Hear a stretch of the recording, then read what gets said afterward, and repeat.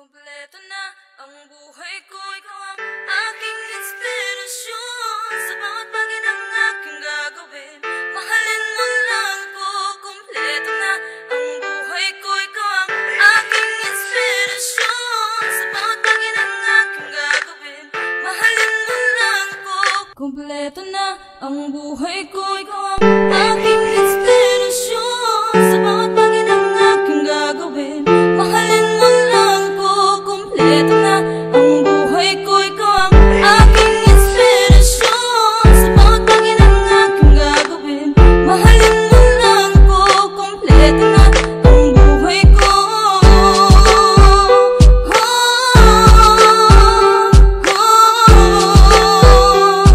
Kumpleto na ang buhay ko. Nakuha mo ako sa tingin mo, parang nilaan na pangako. Para bang lumilipad sa hangin, nagtatanong ano bang sasabihin ko sa'yo. Ikaw lang ang aking inspirasyon.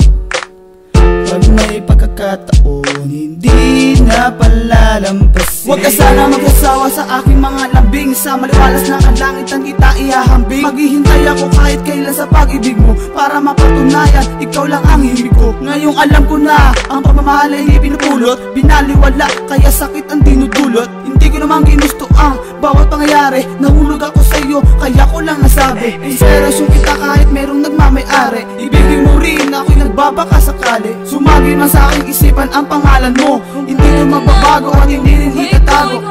Aking inspirasyon. Sa bawat bagay ng aking gagawin, mahalin mo lang ako. Kumpleto na ang buhay ko, ikaw ang aking inspirasyon. Sa bawat bagay ng aking gagawin, mahalin mo lang ako. Kumpleto na ang buhay ko.